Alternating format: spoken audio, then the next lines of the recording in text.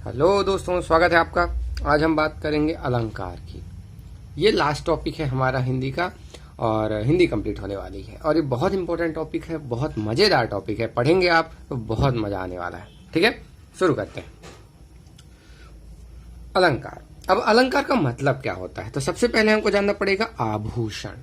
जैसे हम इंसान पहनते हैं, बहुत सारी चीजें पहनते हैं। लेडीज लोग काफी गहने पहनते हैं, लड़के बालियां पहनते हैं और बहुत सारी चीजें पहनते हैं। तो ये क्या है, इससे हमको ऐसा लगता है कि हम अच्छे लगते हैं। ठीक है, ऐसा हमको लगता है। अब रियलिटी क्या है पता नहीं।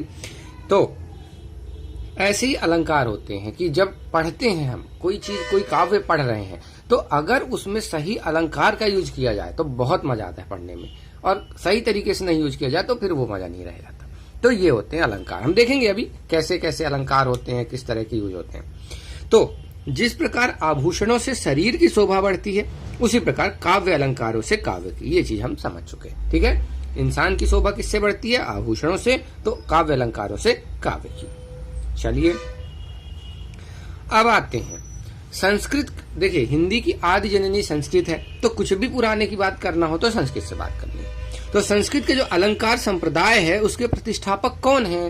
तो ये आपको क्वेश्चन है, आपको याद रखना पड़ेगा। आचार्य दंडी जी हैं, इन्होंने अलंकार संप्रदाय की स्थापना करी थी।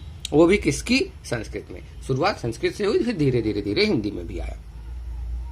इन्होंने एक लाइन बोली है, ये आपको याद रखना है। काव्य शोभा करान धर्मान अलंकारान प्रचक्षते, यानी काव्य के शोभा कारक धर्म अलंकार कहलाते हैं। यानी काव्य की जो शोभा कारक, यानी कि जो शोभा बढ़ाने वाले हैं, तो काव्य की जो शोभा बढ़ाते हैं वो धर्म, वो गुण, वो सब अलंकार कहलाते हैं। ठीक है, अब आते हैं, बात करते हैं अलंकार के टाइप की।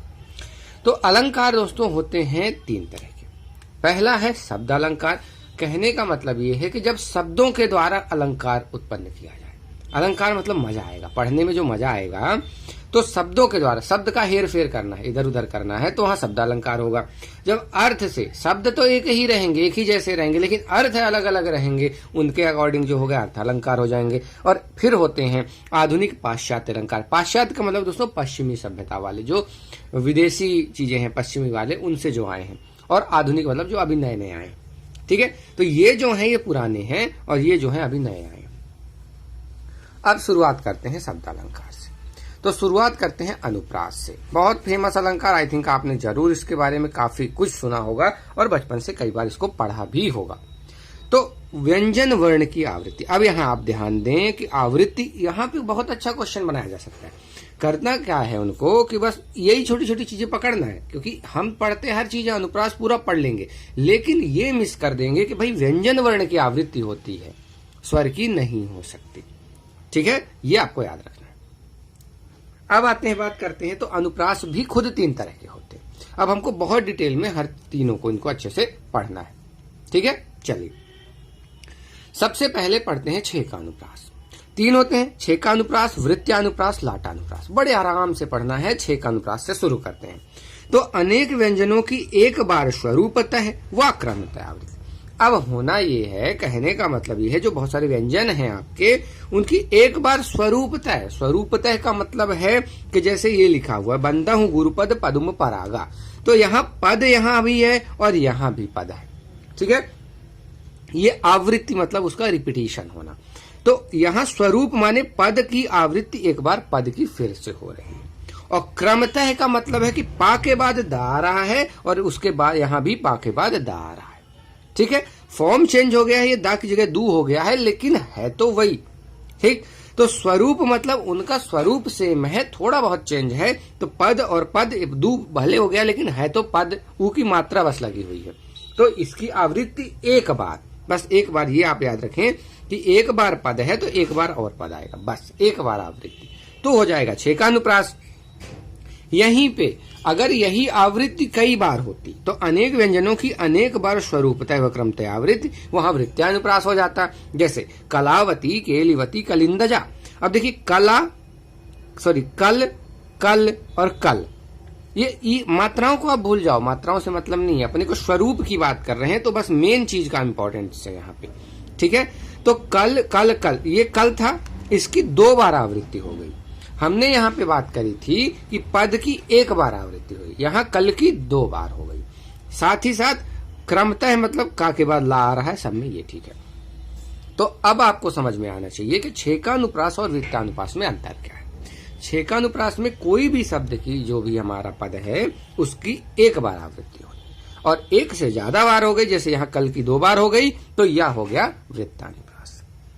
अब एक लाटानुप्रास होता है, ये तो अलग ही है, काफी अलग है। तात्पर्य मात्र से के भेद से शब्द व अर्थ दोनों के पुनरावृत्ति। तात्पर्य भेद मतलब जो कहना चाह रहा उसमें अंतर की बात कर रहे हैं। जैसे लड़का तो लड़का ही है। अब देखिए यहां पे जो लड़का है ये अलग है, और ये जो लड़का है ये अलग है, ठीक है। ये जो लड़का की बात कर रहा है ये किसी नॉर्मल लड़के की बात कर रहा है, और ये जो लड़का की बात कर रहे हैं जितने दुनिया के लड़के होते हैं उनकी बात कर रहा है। एक एड भी आता था किसी का, men will always be man, ऐसा करके कुछ आता था, आपने देखा होगा। लिफ्ट में वो बंदा जाता रहता है और वो वाली चीज, तो वही है, लड़का तो लड़का ही है। तो ये एक नॉर्मल लड़के की, मान लो धीरज मिश्रा की बात कर रहे हैं, तो कोई एक गुण को कंपेयर कर रहे हैं। मान लो मैंने कुछ कर दिया ऐसा काम कि जो लड़के करते हैं, ठीक है, तो फिर ये बोलेंगे लड़के तो लड़के ही होते हैं। तो वही चीज है कि आप कंपेयर कर रहे हो मेरे को किसी और लड़कों से, तो ये एक लड़के की बात हो रही है, ये पूरे लड़कों की बात हो रही, तो ये चीजें होती हैं लाटानुप्रास में, ठीक है। लड़की तो लड़की ही है, तो ऐसी वाली चीज। मुंह मुंहसा ही है बोलते हैं ना कभी कभार, उसका मुंह मुंहसा ही है, बट तो वो सारी चीजें आ जाती हैं लाटानुप्रास में। चलिए अब आ जाते हैं दोस्तों, ओके, कहीं गड़बड़ नहीं, श्लेष अलंकार पे। नहीं, एक गड़बड़ हो गई है, हाँ, यमक अलंकार रह गया, वही तो तीसरा नंबर वहां। यमक अलंकार आप पढ़ लेते हैं। देखिए यमक और श्लेष में काफी लोगों को बहुत दिक्कत है, बहुत प्रॉब्लम होती है डिफरेंस करने में, इसलिए बड़े ध्यान से समझिएगा, क्योंकि ऑप्शन में आपको यमक और श्लेष दोनों मिलेंगे, फिर आपको पकड़ना पड़ेगा यमक होगा कि श्लेष होगा।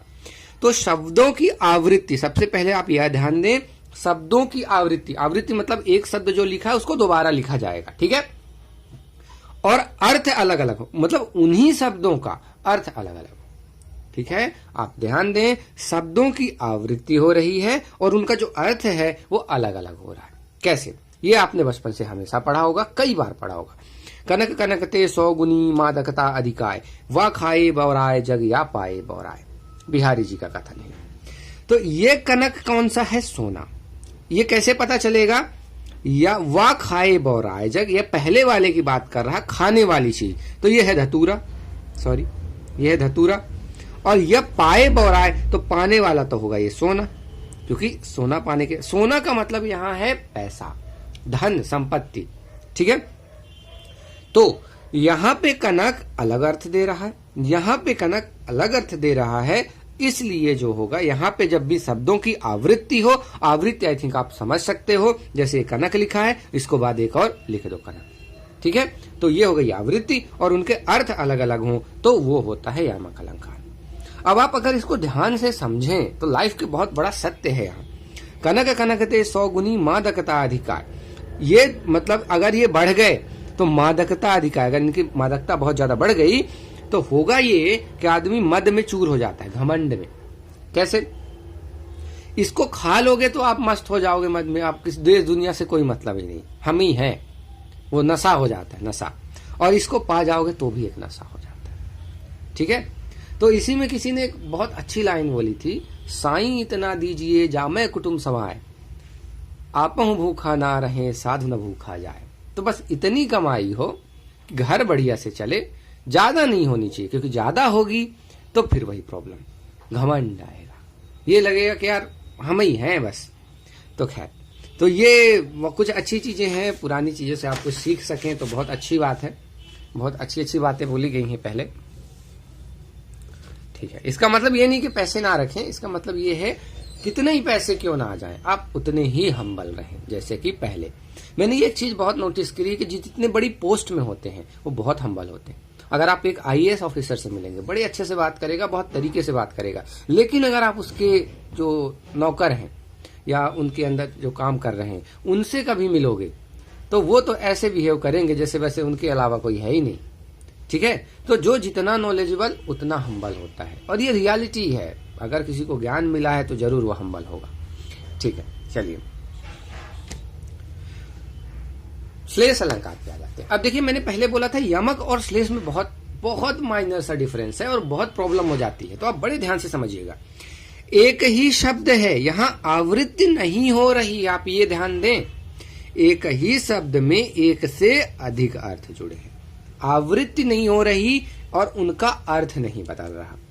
ठीक है, शब्द तो एक ही बार प्रयुक्त हुआ, लेकिन प्रसंग में अर्थ अलग अलग हो गए। कैसे? रहीमन पानी राखिए, बिन पानी सब सून, अब पानी गए ना उबरे, मोती मानो शून। तो यहां पानी है, पानी की बात कर रहा। अब देखिए एक और बात, ये पानी की आवृत्ति नहीं हो रही है, आप ये थोड़ा बड़े ध्यान से समझें। वहां पे चीजों की आवृत्ति होती है और उनका अर्थ अलग अलग होता है। जैसे कनक का अर्थ अलग अलग था, ठीक है, तो कनक का खुद का अर्थ अलग अलग था। यहां पे क्या हो रहा है, किसी और शब्द से जुड़े होने पे अर्थ अलग होगा। कैसे? पानी जो है मोती का पानी उतर जाना मतलब कहलाता है कलर चला जाना। मनुष्य का पानी उतर जाना मतलब इज्जत चली जाना, और चूने का पानी उतर जाना मतलब वो सूख के खराब हो जाना। ठीक है, तो मोती के लिए पानी का अलग अर्थ है, मनुष्य के लिए पानी का अलग अर्थ है, और चून के लिए पानी का अलग अर्थ है। तो कुल मिला के पानी के ही अनेक अर्थ हैं, लेकिन वो डिपेंड किन पे करेंगे? इन पे। और कनक वाले में कनक के ही अर्थ हैं। ठीक है, तो मुझे उम्मीद है ये दोनों डिफरेंस आप क्लियर कर पाए होंगे। ये आप कर लीजिए, नहीं आता है फिर बताइए, हम फिर से एक बार एक्सप्लेन करेंगे। बहुत ज्यादा इंपॉर्टेंट है, एग्जाम में बहुत परेशान करते हैं। दोनों एक साथ ही रहते हैं क्वेश्चन में, ऑप्शन में। अब आते हैं वक्रोक्ति अलंकार। अब देखिए, अब आने वाले हैं मजेदार अलंकार, बहुत मजा आने वाला है इनमें।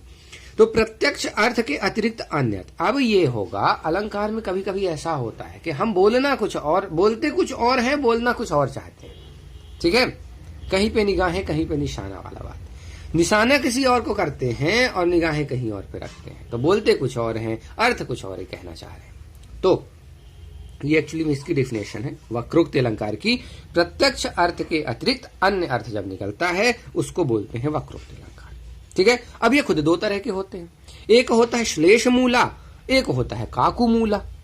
श्लेष मूला, श्लेष का अर्थ होता है चिपकना, आप समझ सकते हैं, एक से अधिक श्लेष अलंकार हम पढ़ चुके हैं। अब देखिए एग्जाम्पल देखते हैं। जब आप श्लेष के द्वारा वक्रोक्ति करोगे, वक्रोक्ति का क्या मतलब है? प्रत्यक्ष के अलावा अन्य अर्थ निकालो। तो जब श्लेष के द्वारा ऐसा होगा कि प्रत्यक्ष के अलावा अन्य अर्थ निकलेगा, वहां होगा श्लेष मूला। तो अब देखते हैं कैसे। एक कबूतर देख हाथ में, पूछा कहां अपर है, उसने कहा अपर कैसा, वह उड़ गया सपर है। अब अगर समझें इस चीज को, ये जहांगीर जी की कहानी है, नूरजहां से बोल रहे हैं। ये बोल रहे हैं जहांगीर जी, पूछते हैं कि एक कबूतर देख हाथ में, एक कबूतर को हाथ में देखे वो नूरजहां के, और पूछे कहां अपर है। अपर का यहाँ पे मतलब क्या है? यहां पे अपर का मतलब है कबूतर। ठीक है, उसके बाद उसने कहा, ये कौन ने कहा? नूरजहां ने। अपर कैसा, वह उड़ गया सपर है। ये अपर का मतलब है बिना पर वाला।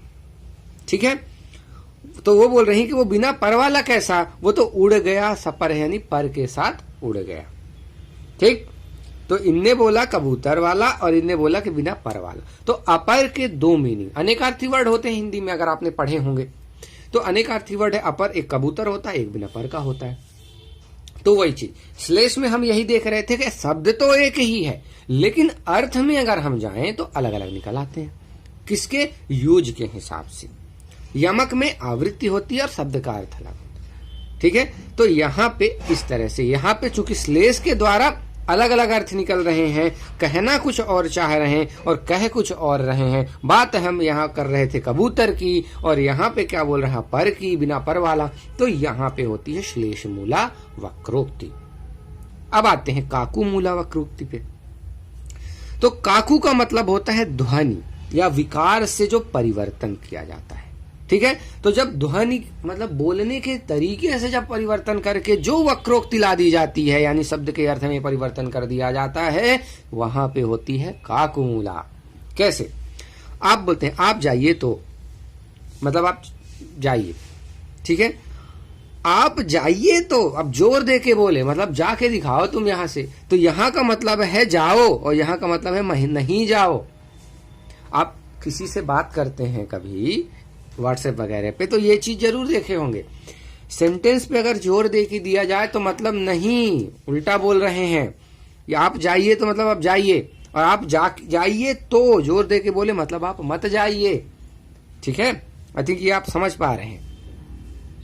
तो जोर देके काकूमूला का मतलब वही कि ध्वनि में जोर देके आप अर्थ बदल देते हैं। दिखते तो एक जैसे हैं लेकिन अर्थ अलग हो जाते हैं, वहां होती है काकूमूला वक्रोक्ति। एक और आ जाते हैं इस वाले वीडियो में, फिर आएंगे अर्थ अलंकार को अगले वीडियो में करेंगे। ये लास्ट है। आपको ये भी याद रखना है कि ये जो शब्द अलंकार हैं 5 ही होते हैं। 4 हमने पढ़ लिए हैं, 5वें पे आते हैं। विप्सा अलंकार या इसको पुनरुक्ति प्रकाश अलंकार भी कहते हैं, ये आपको याद रखना है। विप्सा का क्या मतलब है? जो मनोभाव को हम बताते हैं। तो मनोभाव को जो प्रकट करने के लिए जब शब्द को दोहराते हैं उसको हम बोलते हैं क्या? विप्सा अलंकार। कैसे? छी छी, ये भी एक मनोभाव है। राम राम राम क्या हो गया? चुप चुप बोलते हैं, देखो देखो। तो ये जनरली हमसे निकलते हैं पर हम इतना ध्यान नहीं देते। देखो देखो उधर क्या हो गया, हम जरूर बोलते हैं। देखो क्या हो गया नहीं बोलते, जब ज्यादा जोश में होते हैं बोलते देखो देखो क्या हो गया, छी छी ये कितना गंदा है, राम राम क्या हो गया। तो वही चीजें जब आप मनोभावों को प्रकट करना चाह रहे हो और शब्द को दोहराते हो, जरूरत नहीं है देखो से भी काम चल जाएगा, तो पर आप बार बार दोहराते हो जोर देने के लिए, मनोभावों को प्रकट करने के लिए, वहां पे विप्सा अलंकार।